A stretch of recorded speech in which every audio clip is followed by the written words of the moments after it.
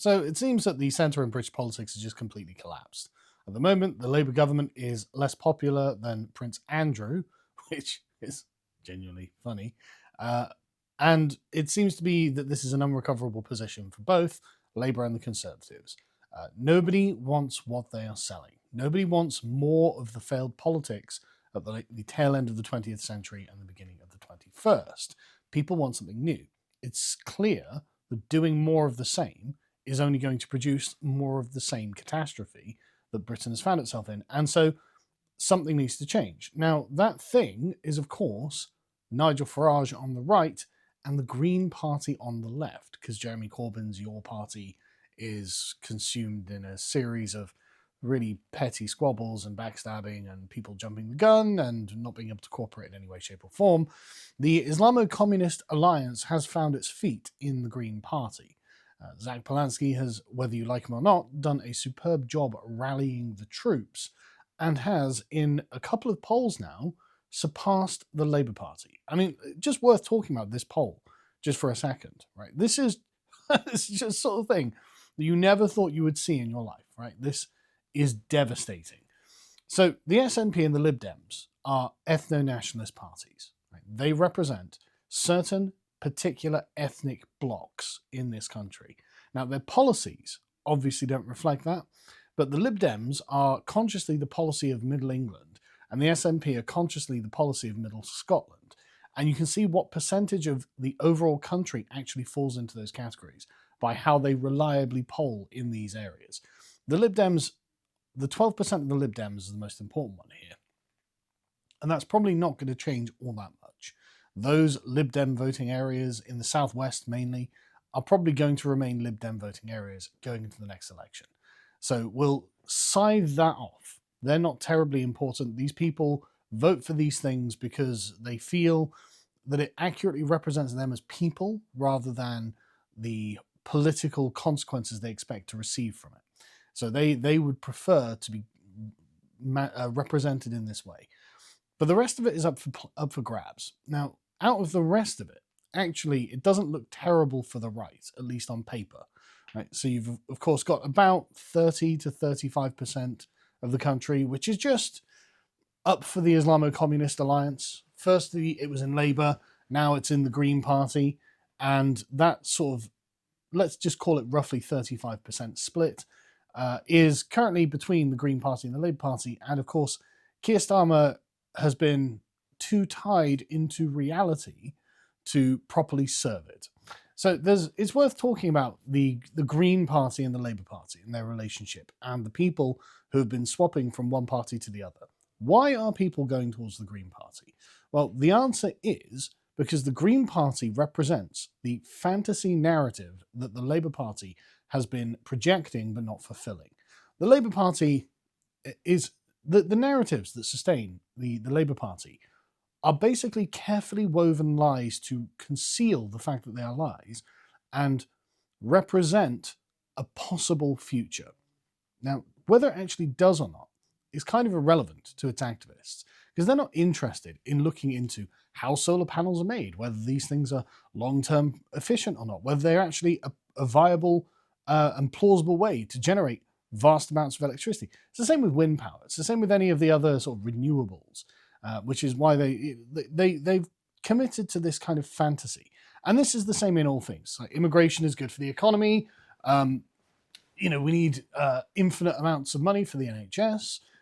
We can just tax the rich because this will somehow tax ourselves into prosperity. All of these sort of late 20th century, at least early 21st century, hyper-liberal canards, these narratives that they have packaged up, which in many respects actually could have been separate issues that they weren't necessarily committed to. But what the thing actually forms into a lattice on is the ideology itself. The ideology that is underpinning all of this. I said, no, I want that for reasons that are actually political and not practical, that are moral and not practical. I want that, I want that, I want that, I want that. And therefore, this becomes the sort of omni-cause of the left. And Zach Polanski is, I imagine, a true believer in this omni-cause, in these narratives. I think he genuinely believes. And instead of actually ever listening to something outside of the echo chamber of the omnicords, they just call you a liar or a grifter or a fascist or a right-winger or whatever, blah, blah, blah, blah. The point being is that they don't have to engage with what you're actually saying. They don't have to engage with the fact that immigration, all the evidence now is that immigration is destructive to the economy. All the evidence is that nuclear power is actually by far the most productive form of power, and so on and so on and so on, right? There's very good arguments on the other side of the arguments that the liberal omnicords makes, but they're not interested in hearing it. They don't want to hear it. It doesn't matter to them. No, you're a bad person. And again, this has become a moral dividing line. It's not whether it's true or not. That's irrelevant. And so they've got their carefully constructed package of lies. They have committed deeply to ignoring what the actual counter-arguments are and the truth of those counter-arguments. And they have, for moral reasons, been projecting this package of lies to create their constituencies. Now, the Labour Party is the party who began this, but the problem that the Labour Party have is that they are a party of parliament. They're an electoral force. In fact, they're currently the government. And because of this, they are committed to reality. They have to look and say, right, yes, we would like to just tax the rich. We're just going to raise taxes. We're going to give infinite gibs. We're going to give infinite benefits. We're going to fund the NHS indefinitely. We're going to do all these things, blah, blah, blah, blah, blah. But then the bill is due. But then reality sets in. And so they've got their hyper narrative of the liberal omnicords where they are just for everything good all the time, everywhere on earth, for everyone who's ever lived. And then the reality of actually making that come into being connects. And they're like, well, I'm afraid we're going to have to just give on the liberal omnicords because we just can't make that happen. That is not possible. Actually, in many ways, it's a pack of lies. And in many ways, it's just completely unfeasible. And we don't have tyrannical control of the entire system yet, which is why they're constantly trying to introduce things like digital ID, by the way, to get that kind of control. And so if we do X, Y, or Z, this will fail. And this will fail because fundamentally it's just not true. There are people who have other opinions and they can act in ways that are contrary to the mission itself. As in, the millionaires can just leave. 10,000 millionaires a year leave this country. But you want to tax the rich. Okay, well, if they're not here, you can't tax them.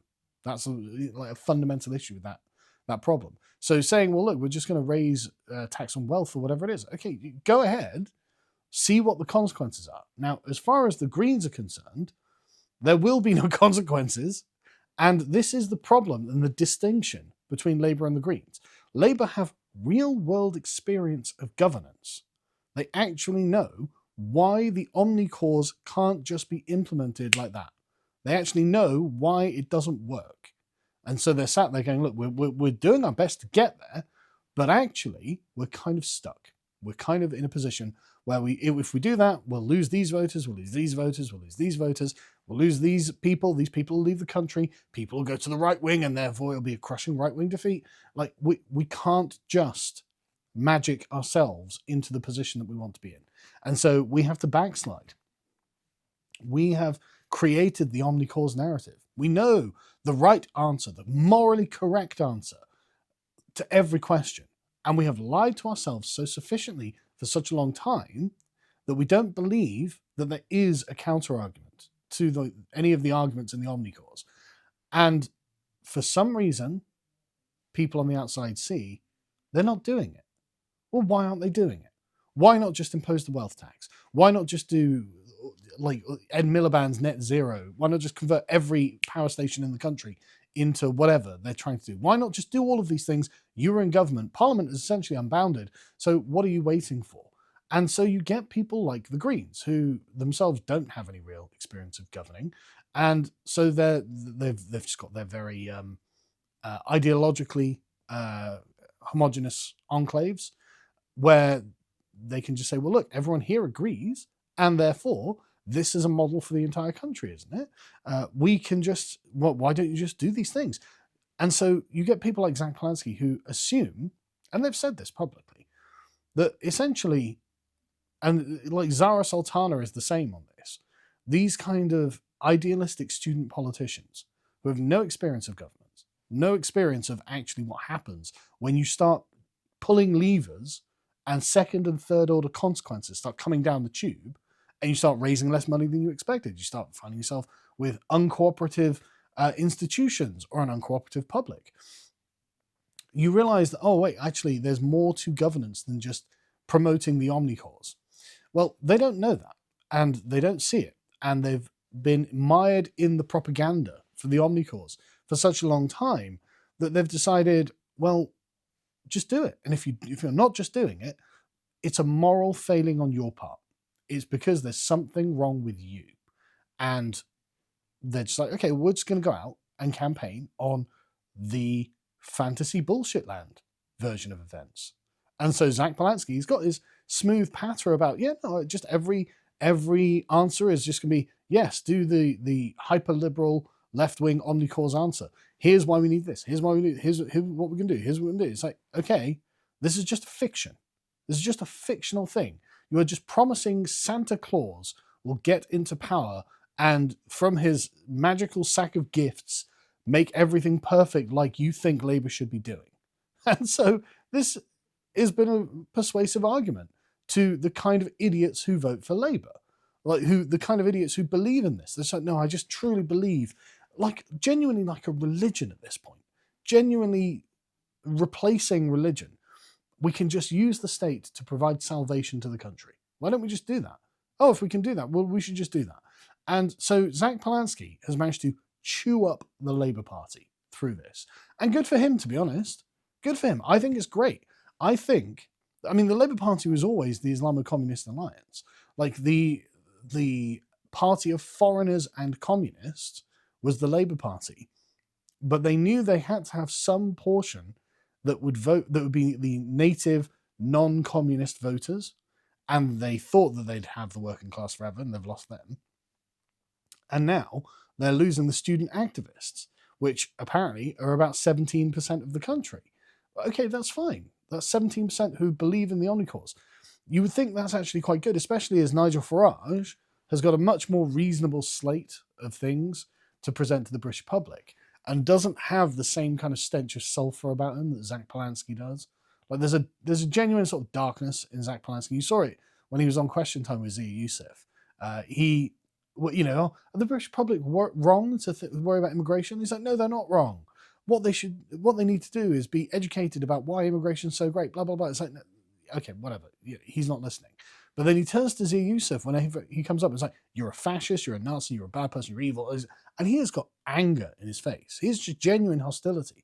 And it's like, right, okay. So as far as he's concerned, he's a true believer in the mythos of the omnicause, and he thinks that anyone who opposes that doesn't have reasonable grounds.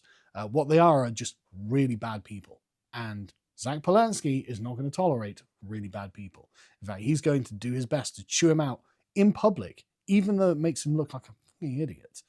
And it's like, okay, well, that's an interesting darkness at the heart of the Green Party, which I shouldn't think is so very surprising. But anyway, so as you can see from this is just a very recent poll where Reform have been about 33%, 32% for a long time now. But the Greens are now ahead of the Conservative and Labour Party, as well as the Lib Dems. But like I said, they're kind of an ethnic voting bloc, so we won't worry about them. So what we have here is about 32% of the country that is still on the plantation of the 20th century. They're still in the old mould of politics. They haven't realised that actually things have changed so significantly. The centre is currently in freefall, and the radical fringes of the Reform and the Greens now make up more than half the country in their votes. Well, about half the country, sorry, should we say. That's about 49% in the country. So half the country is now off the plantation of the Labour Conservative, the zombie party that, as Peter Hitchens pointed out, was propping one another up. And so if one of those collapses, the other one falls too. Superb. They are becoming significantly outnumbered on this. And that's excellent. So the question is, what happens? Now, at the moment, as things stand from polls like this, you get a Reform landslide, which is great. So, and what's also interesting about this, just go back to this, is the relative numbers. So again, we'll ignore the Lib Dems and the SNP, but Labour and the Greens are at 33%, And Reform and the Conservatives are 48%. So we still have a mostly right-wing country, which is good to see. Right? The right-wing vote is nearly half of the country. And to be honest with you, when it comes to the crunch, I don't think the Lib Dem voters are actually voting for the Greens. Actually, the Lib Dem voters, I've got my issues with them. Ed Davey is a deep embarrassment. Their party is a non-political party full of a genuinely postmodern political endeavour that is anti-politics in every way, shape or form, and is really about virtue signalling at the dinner table. However, the Liberal Democrats are not fundamentally haters of England. They're not fundamentally haters of Britain. They do not actually want this country destroyed. And they think of themselves as being more pragmatic than the Green Party do. I don't think they want Islamo-communism. And so I think that if it came to the crunch, the Liberal Democrat voters would probably hold their nose and vote for Farage rather than Zach Polanski, if they had to. Now, they probably won't have to. So I'm not saying this is going to happen or anything like that. But so in a crunch, we've still got basically about 2/3 of the country that would vote in the interests of the country and not for wanton destruction from the Islamo-Communist Alliance. So that's actually relatively good to hear. And so if things are as they appear, then we get the Reform landslide. And as you can see in the southwest and the southeast a bit, the Lib Dems, for the people who basically aren't touched by modern politics, by modern immigration. But the rest of the country is like, nah, we're going to go for Reform, which is great. That's superb. That is basically the best we can possibly ask for. However, there is a fly in the ointment, and that is, of course, the idea of tactical voting. Now, this happened in the Caerphilly by-election, where Reform were on track to win it. Now, they had a larger turnout than normal, right? For this is the Senath by-election, which doesn't normally have a turnout of 50.4%, as you can see, but the scaremongering worked, and the people of Caerphilly decided they were going to tactically vote for Plaid Cymru over Labour or the Greens or anyone else in order to block the Reform candidate there. Now, this is concerning for a couple of reasons. First things first is, this is a 96% white Welsh constituency. So these people, they just don't know, right? They just don't know what they're doing. They don't know the problem. And the fact that 36% of them are like, no, things are going badly, and we're voting right wing on this. This was a Labour safe seat for 100 years, ever since it was created. So this is a really good example of how the centre has just completely collapsed. 13% for Labour and Tories between them. 13. Well, that's abominable. Absolutely abominable. But what this does show is that rather than the vote being split across the various sort of minor left-wing parties, there are voters who will happily clump up in the one category, tactically vote in this one way. Now, that's actually a bit of an issue because at the moment, as we saw a second ago, the right-wing vote is split between Reform and the Conservatives. Now, the reason that Starmer has such a whopping majority in Parliament is because Nigel Farage split the Conservative, the right-wing vote in the last election. And this meant that despite only having about 30% of the vote 33% of the vote in any one constituency, Keir Starmer watched Nigel cut the legs out from under the Conservatives, and he got this huge majority. Now, Nigel is basically in the same sort of position that the left was in, the left vote was in the 2024 election. Now, it's possible that the Conservatives do something similar. The Conservative voters will say, well, you know what, we're not gonna back down, we're not going to vote Reform, we're going to be a sort of 16 to 20% of the vote share that is taken out of Nigel Farage's vote. And if the left decides to tactically vote, which it's entirely possible that they will, then actually what we can see is instead of this gargantuan Reform landslide, we can see something else, especially if it is the Greens who end up taking over the left, which is entirely possible that they will. And it seems to be that is what is actually happening at this point, right? So yeah, it does, only 17%, not great, but they have been slowly but surely on the rise, eating up all of the available territory there, especially as Corbyn has been unable to get his act together at all. And I see lots of their activists online going like, look, it's not that I don't love Corbyn, but look at him. I'm going to have to vote for the Greens because Zach Polanski has realized just playing a very straightforward, slow advance through having good patter and repeatedly getting correct the left-wing narrative to bring in the left-wingers has been the key to his success, which is fine. I don't know how much of the Labour vote they can actually eat up, to be honest. It's probably not all of it, obviously, but it could be quite a lot. It could be maybe 25, maybe even 30%. I doubt it's going to be that high, but it could be about 20, 25%. So that's not insignificant.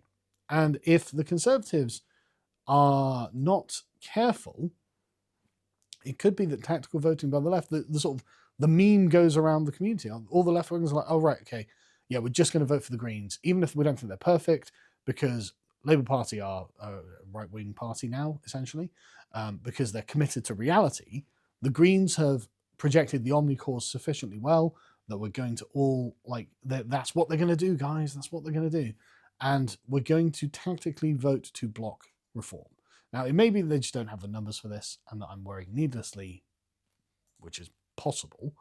But I am genuinely a bit concerned that we're getting a bit cavalier about this, because it does seem that, okay, with about a third of the vote share in his pocket, Nigel Farage, with a split left, will just mop up, right? But that might not happen. The left might not actually split. They might tactically vote in this way. And that means that we don't get the Nigel Farage government. Now, not that I'm saying the Nigel Farage government is perfect and is the solution to everything, everywhere, all the time, or anything like that, but this is a genuine concern that I think we have to keep in mind. It is entirely possible that they snake him at the 11th hour. And so basically, if you vote Conservative, you have to just, for this time, vote for Farage. You have to vote for reform. We can't have the Conservatives splitting the vote. This is not acceptable. Not only are you guys not going to form a government, right? You're absolutely not going to form a government. But if things go exactly as this poll predicts, and as basically the polls on average have been predicting, there are going to be about 20 Conservative MPs. So what's the point? What you'll have done is allowed, especially in places like in the Southwest, there are a bunch of these that are going to be Lib Dem about 30%, Reform about 20%, Conservative about 15%. And these could also go Reform if the Conservatives stop splitting the right-wing vote. But it's a genuine concern that the left wing will get its act together, get the meme out. Zach Polanski is an orthodox leftist. He's going to do all the left-wing things that we've got it in our hearts that will just, if we just believe hard enough, these things will manifest themselves into reality. And they might just swing behind the Greens. Who knows how, who knows? I mean, maybe the Greens can eat up both the Labour and the Green results. Maybe the Greens can end up in the same place as Reform. Maybe that's where they max out, right? Who knows? And so this is a bit of a concern. So really, if you're a Tory, you've got to be like, am I doing the right thing for myself? Or am I doing the right thing for the country? Because ultimately, it's not impossible that we get the Zach Polanski Prime Minister. Like, that's actually not an impossibility. And can you imagine just how bad things are going to get there? If you think Keir Starmer's bad, like, things are going to be way, way worse under Zach Polanski. And they'll get way worse really, really quickly. And remember, young people are basically kind of dumb. Like, this is really bad. If you keep splitting the right-wing vote, then, yeah, you're going to get the Green government. And I don't think that's wise. I really don't think that's wise. I think for the future of the country, we have to make sure that it is someone who is at least somewhat right-wing in charge of the country. I think letting the reason that the left-wing omni-cause narrative is so strong on the left as well is because of their time outside of government, right? They have no experience of actually getting things done and actually seeing the return on the things that they're trying to do. Like, they've got no real experience of it. And there's a reason that people like Tony Blair are like, why is Ed Miliband still there with his net zero boondoggle? Why is he still there? Why is Keir Starmer is constantly committed to reducing state spending because this is clearly unsustainable. Like, Rachel Reeves is like, oh God, we have to fill the black hole. Like, they understand that they're committed to reality, but the Greens, who have never been in charge and who have been in the wilderness for a decade, the left generally, they've got the omnicourse narrative, and they're absolutely convinced that they can just do it. They can just do it. They can just make it happen, bro. And so they're going to go full bore on all of this nonsense, and it's going to be terrible. It's really going to be terrible. So we have an obligation on the right to make sure that whoever is the leading light of the right actually wins at least this next election, I would say, at the very, very least. So just saying, if you're still voting Conservative at this point, you're part of the problem. And it's not, I'm not saying this out of any kind of deep love for Nigel Farage, am I? It's not like I'm blocked by Richard Tice and Zia Youssef. They've both got me blocked on Twitter because I was just so openly critical of them. And yet we find ourselves in a toss-up between two terrible positions. Well, we've got to choose the lesser of these evils, and that means not voting for the Conservatives.